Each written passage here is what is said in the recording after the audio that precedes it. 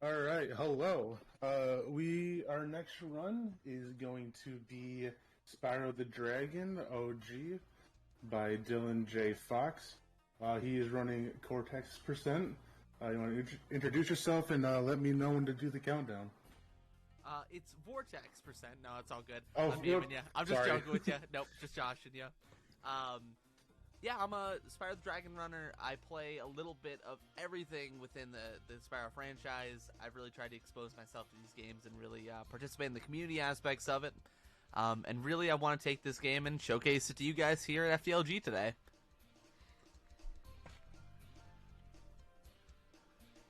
All right, are you ready? Yeah, I'm all set to go. All right, so three, two, one, go. All right. So, just to get into the nitty gritty of what the category really entails, it's basically a trick fest. You're doing tricks all over the place. It's not exactly a collectionist category, which Spyro is pretty well known for, as well as it does feature the use of one trick in particular that a lot of people tend to reset to, that being called the code, which I'm going to do here in a moment. This is an all levels code, which allows you to enter every single level with the exception of Nasty's loot. And the main goal of this category is to get to every single vortex in every single level that has one as fast as possible, with the exception of Nasty's loot, which until just recently, with a recent discovery from a pretty savvy runner, we did not know you can get a loot early. So we did find a way to do that. However, the core vortex and what's called true vortex categories are a split because they have a different end timing. Specifically, the timing for this will end on Nasty North. And just like that, we're out of the first level and onto the second. The early game for this category really consists of two tricks that can be a bit of a stop-start for you if you end up resetting a little bit here and there.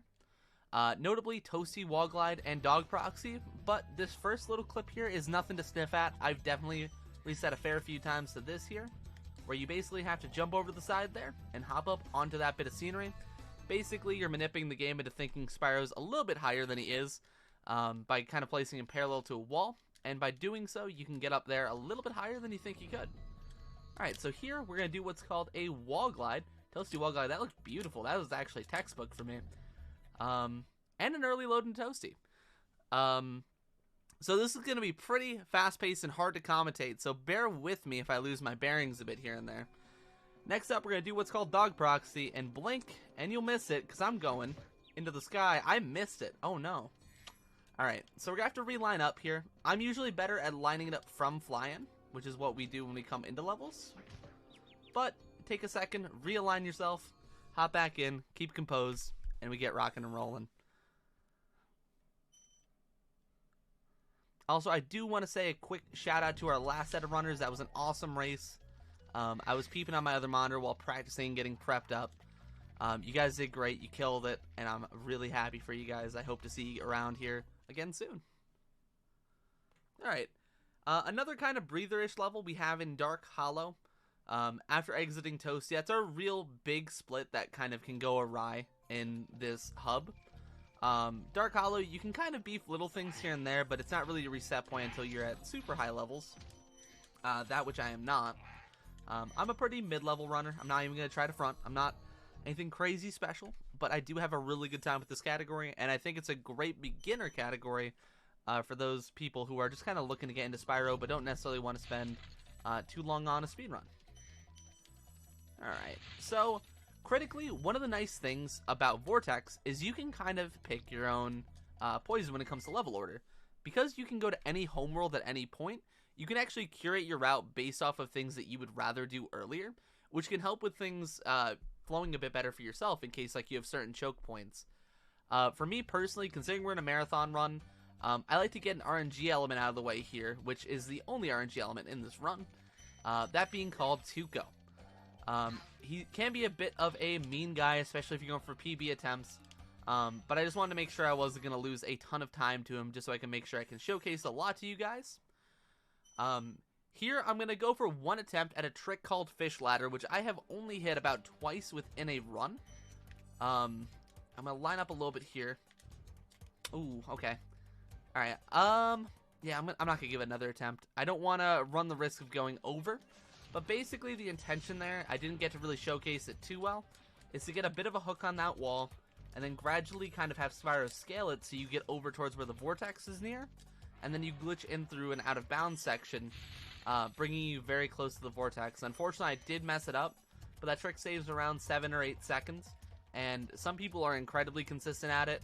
I'm pretty consistent at it from a save state, but I've been really struggling with learning how to line it up properly. Properly and fast is the crux of it, because, you know, we are trying to do these things fast, right? Next up, we got High Caves, which is another kind of walkthrough level. We haven't really discovered too much in this level. One thing I do want to take a moment to talk about, though, with Vortex, is that it's a very historical, it's a category I know the history of pretty well, in terms of at least modern history. It was originally just something that another runner, the name of which escapes me, used to do after 120 runs. They would actually just use the 120 file they just completed to just kind of go through every Vortex, and it was kind of a funny little meme category. Then eventually it kind of became a little thing where people started doing it from a cheat code. And it started from that, pretty much. And from there, it really only grew and grew and grew until people found all these different ways where you could skip to the end of levels. Of which I'm definitely going to showcase a few of the easier ones. I don't do quite all of them, but I do a solid number. And, ooh, I haven't gotten that in a minute. On certain pieces of the polygons in the home worlds for Spyro, and also just generally across the worlds, you can kind of pull your way up and kind of ramp off of certain textures. That one being one of the more common ones to kind of get into Wizard Peak a little bit faster. Makes it so you don't have to go all the way around, and saves a few seconds here and there. Alright, so we are going... I'm not going to go for the super optimal strat here. I'm going to go for like the kind of medium strat, which is getting a damage boost off of that guy there. That's caused by Spyro's momentum being constantly stored. Specifically, whenever he impacts something and then he gets hit again, Spyro can gain a pretty significant amount of height if he gets hit. Which I'm actually going to showcase to you in a little bit better way here in Blowhard in a moment.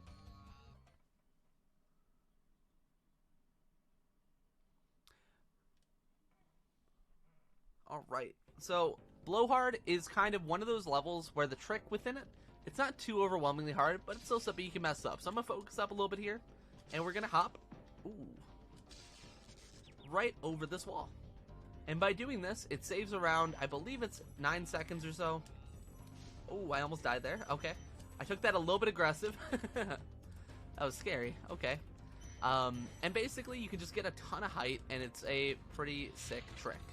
Visually, I think it's one of the more appealing ones, is when Spyro just gets the big uppies out of nowhere. And there are a couple tricks just like that. Alright, so now we're going to get into what is very commonly called enemy number 1 in Vortex, that being Tuco, the balloonist. Basically, this guy has a 2 in 5 chance, every single time you talk to him, of giving you the level that you want, which is either Clifftown or Dry Canyon, which we're heading to right now. Alright, sick. That's awesome. That's not too bad. That was actually, honestly, pretty solid Artisans and Magic Crafter segments. Here, what we're going to be going for is, My Dry Skip, I believe is what the acronym stands for. It's MDS. And I'm going to line up a little bit here. Basically, we're going to try to get between this balloonist and the wall and go up. And we got up. Oh, I didn't hug tight enough. I took that very loosely. I needed to hug in a bit more, and that would have 100% made it. The height was great. That's my fault. That's a 2-part trick where you do another, basically it's a roll, which Spyro does by, if you press left bumper, he'll just roll to the left, and if you press right bumper, he'll roll to the right. If you do that against a surface while running, occasionally he will gain a pretty significant amount of height, and it's pretty awesome. Forlo, I love you. If you guys do want to see some awesome Vortex runners, Forlo is absolutely one of the best right now. As well as there's a lot of awesome, currently active Vortex runners. I know Anchovy's currently going for world record. She's a great high-level runner. Composer's currently going for the 19, which is a very, very sought-after time in this category. Something that at one point was thought to be completely impossible. But through recent discoveries, due to me bailing out of races specifically, and other discoveries that were not caused by me bailing out of races, I promise. That's a very bad time loss. I don't know what happened there. I don't know how I didn't hit her with the flame. Basically, that time became much more plausible. And it's a very exciting time to be a Vortex player. I will say that. Alright, no magic stairs, just science stairs. And we're going to be heading into Dr. Shemp. So, Shemp in particular is, for a long time, was considered one of the hardest tricks in Vortex. By this point, not quite the hardest. However, if I don't get it on my first or second attempt, I am going to opt to run through. For the interest of making sure we stay ahead of estimate as much as possible. Alright. Alright, so we want to position ourselves in a way where we get this Pueblo to the corner. And here I can't hit it because I don't have a Sparks. The crux of it also depends on if you have a Sparks or not, which in that case I did use my 1 Sparks. You ideally get to use a gold Sparks because you can kind of time it a bit differently. Okay, I need to keep going. The idea is you basically want to get a huge boost up into the sky, which is the reason we're doing those rolls, is to store the momentum in a similar way to how those other tricks were working before. Unfortunately, I wasn't able to pull that off here though. But it's not a huge deal. We will run through and just make sure that we keep on a decent pace here. Just overall. Shemp has a couple of different hitting phases. So the first one you kind of chase him down, the second one he'll spin around, third one he'll also spin around, but during the spin around he'll look to swing. So what you're going to see here is we're going to jump and just flame him. This will come down. You can technically skip that phase, but the camera gets a little bit messed up there, so I don't like doing it. I'd rather just kind of secure it, go through, lose the extra 2 seconds. I'm already losing a bit of time anyway. And just kind of get a move on. Speaking of getting a move on, we're heading down into Ice Cavern, which we're about halfway through the run as it stands, if you can believe it. Vortex is a very bite-sized, fun-oriented category. It's a lot of small tricks, movement optimizations. So if that's your cup of tea, this might be the right Spyro category to look at for you. Additionally, there's a great community behind it, who's constantly looking to help out any new players that are basically just interested in the category, even vaguely. So, that's the end of Ice Cavern. Very simple level. We're going to hop right off and right to the Vortex because they positioned it in such a way where we could do that. There's one more level just like that we're going to explore here in a moment as we talk to Gosnold. Okay. Going to head to Beastmakers, which is our next homeworld. So, as it stands, we have done Artisans, Magic Crafters, and Peacekeepers. The intended level order is Artisans, Peacekeepers, then Magic Crafters. But we're a little bit spicy here. We're doing things a little out of order, specifically because of Tuco. And we're going to head to Terrace Village, which I'm going to really hope to hit a sick trick for you guys. So very similarly to Blowhard, there's a couple different damage boosts that you can do. The most notable and fastest one is one called Biscuit Blast, which was founded by, I believe it was Chloe who founded it originally, but the name coined, I believe, was by Chloe as well, actually. I was going to say it was Tex, but it's not. Ooh, that was a very close attempt. That was not a bad attempt at all. Alright, so we are going to head over here and do Terry Boost instead. Basically, I mistimed that slightly. I wanted to be a little bit earlier than I was. I also missed Terry Boost. This is a very mediocre Terrace Village. But you know what? I'm still pogging. I'm going to get through this. And we're gonna get a solid time here. I know we are. Okay.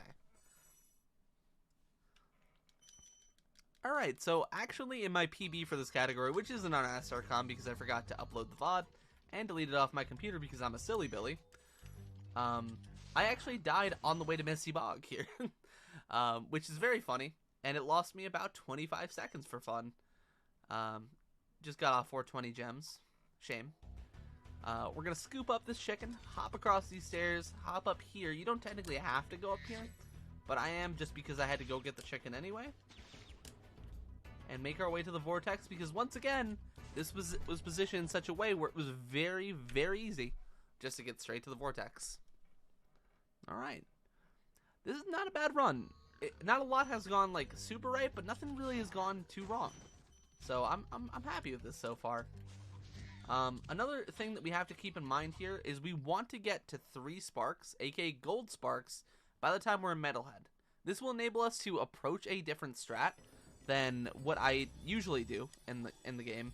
I do know how to do the strat that I'm going to be going for, but it is a little bit inconsistent, to say the least. So here we're going to go through. You need a pretty tight charge glide there. That should make it. Ooh, I turned in too much, I think. I definitely turned in too much. That's rough. Okay. 1 life, no problem.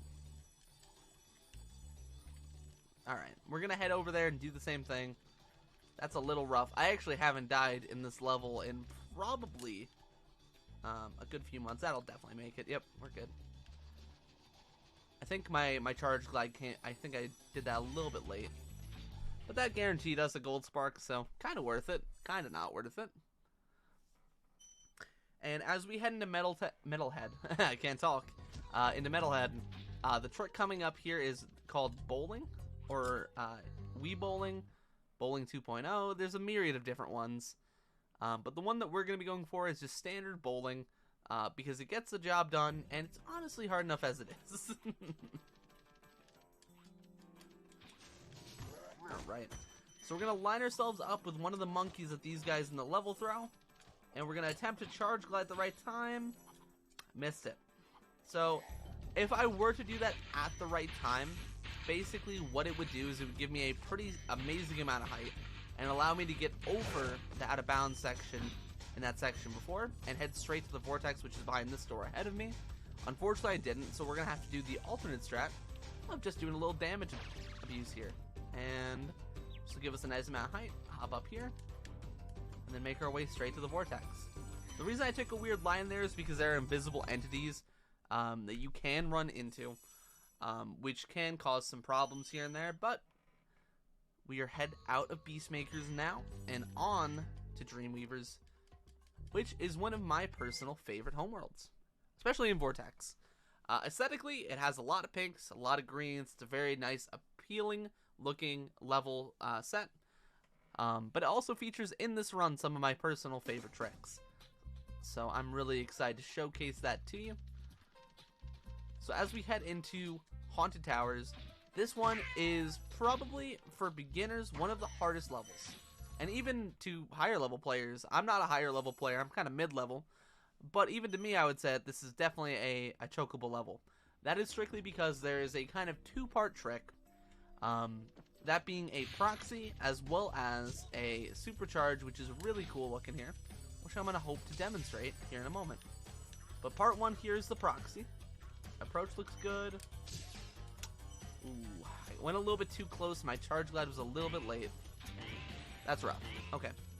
So we're going to grab the ferry. And hopefully we can still capitalize on getting the supercharge here. That will still save us a good bit of time over the normal strat, which just includes running through the level more or less. And I was just practicing this before, so I'm feeling pretty good about it.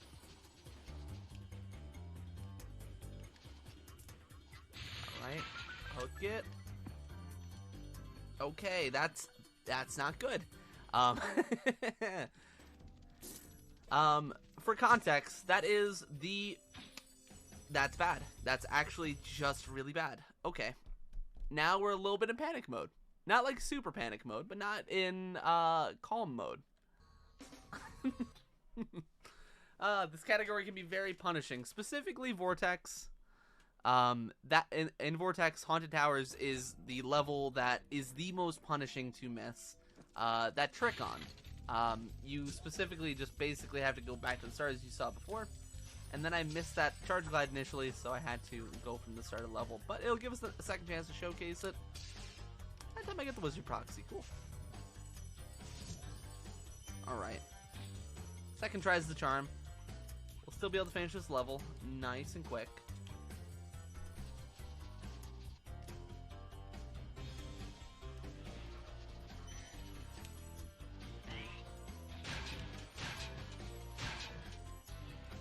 And as you can kind of see, that's how it's supposed to look. Wish that was our first time, but it is what it is. We can't help it now. But one thing that we can help is making sure that this dark passage upcoming is going to be one of the best. So I'm going to be doing a trick that we affectionately call Hot Dog McTwist. There is an alternate strat that is called Passage Boost and or Quick Shot, which are both super good. I'm just simply a little bit better at Hot Dog McTwist. And it is the slowest of the 3 strats, but I also think it looks the funniest by a mile. And that's why I'm excited to showcase it. Alright. Up the whirlwind, past this guy, which is where you would normally do quick shot.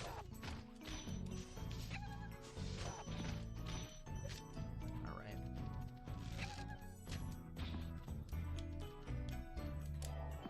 I missed it. Alright, we're just gonna go through.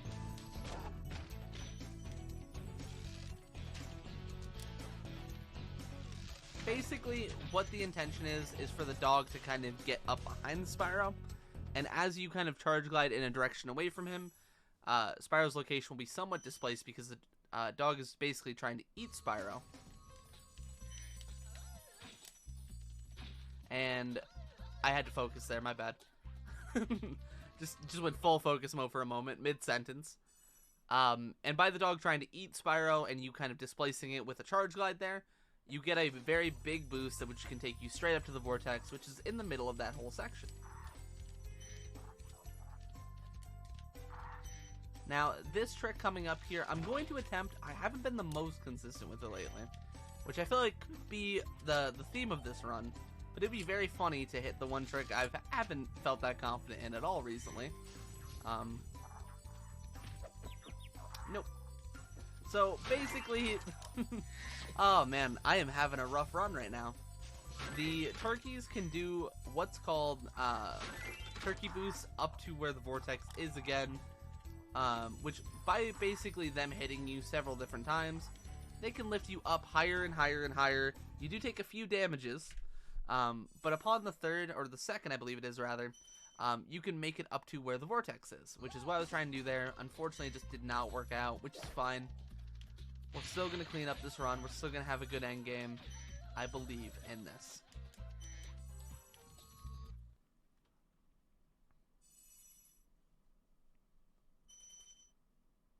Okay. So, Jock is a level that does have a strat that is, like, really high level, really hard, that I have hit a couple of times. But it is unfortunately super, super hard, so I'm not even going to really attempt it here, just for the sake of time.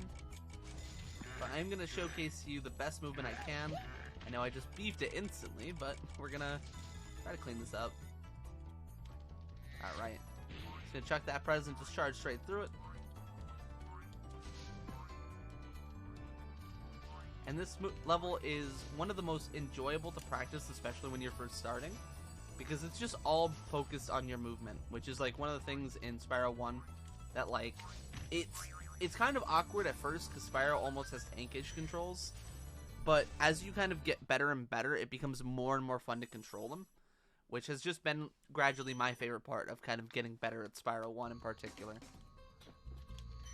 I guess it's kind of true for really any speed game, but I've never really felt it as enunciated as Spyro 1 for me personally. And just like that, we're heading into the last homeworld for the run. And I'm thinking we'll be cutting it close on making estimate. I don't think, unfortunately, we are, but it won't be too far off. I just wish I had a few more tricks for you guys. All right, Delvin. We have to pick him up because otherwise the Twilight Head won't open. He's the only dragon we're really meant to collect in Vortex. You can collect more. There's nothing against it. But he's the only one that we really want to because he's the only one that we technically need to. So here we're going to do what's called TNT work or berry boost. We're going to jump into this guy's arms. He's going to chuck us up into the air. Hop over here.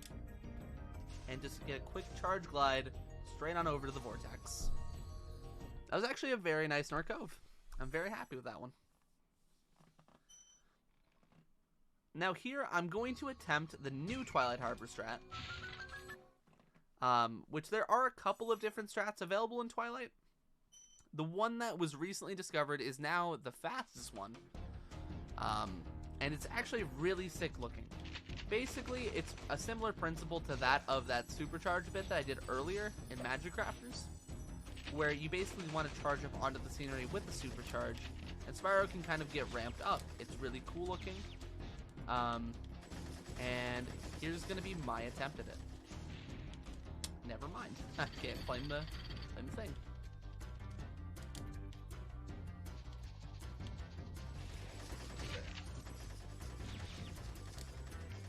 Oh, I didn't hit the rat either. That's brutal. Okay. We're not doing that a second time. We're just going to hop in.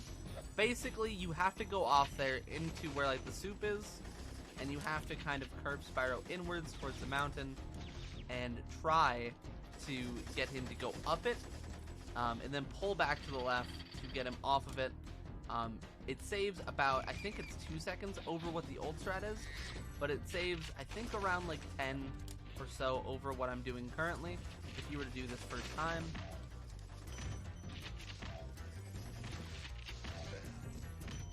But that's perfectly fine. Alright, this is rough. This is a rough run. But we're going to finish strong. Heading into the final boss, timing does end upon my flamed and nasty Nork here in a moment. And I'm hoping that this goes well, because I haven't messed this up recently. This run does seem to be a little bit cursed at the moment. I'm hoping that's because the 14 tally one is going to be juiced, but can't say too much. Alright. Hit the key on that. Hop up here.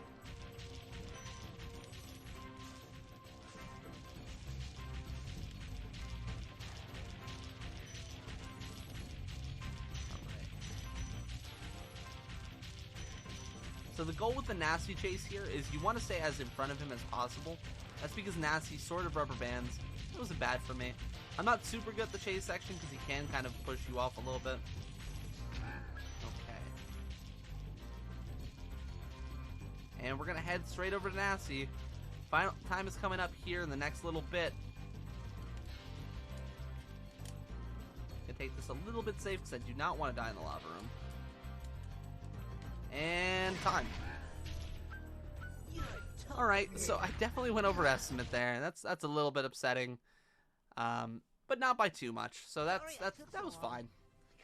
And that's Spyro 1 Vortex in a nutshell. For anyone wondering what the end time was, specifically for the run, it was 26:23 from where timing starts, which is on fade in, which is a solid time. I was hoping for more in the range of like a low 24, maybe a 23, but you know what? You can't always get what you want, but you get what you need. And I guess I need this run. Alright. Additionally... Alright, we will... Oop, go ahead. No, go ahead. I was just going to say, additionally, if any of you folks have any interest in looking at Spyro Vortex as a category, feel free to reach out to me. There's a very loving community that's always looking to help new people that are interested in the category, and I can definitely get you in their direction and even help you out myself if you want. Right, we are a bit ahead of schedule, quite a bit actually. So we'll be back in just a few minutes with another Spyro run, but this time will be Spyro 2. So stick around, relax, get a snack, and we'll see you in a few.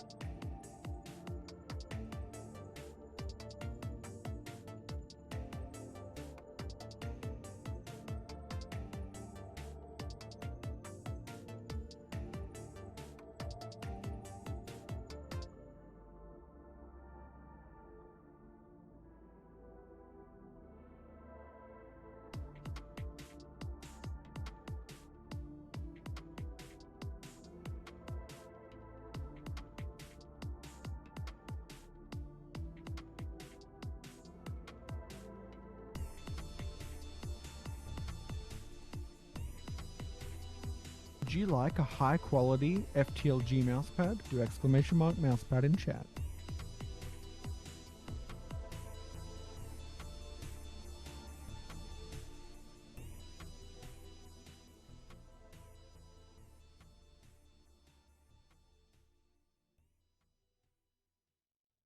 Enjoying the event so far? Be sure to follow us for future events.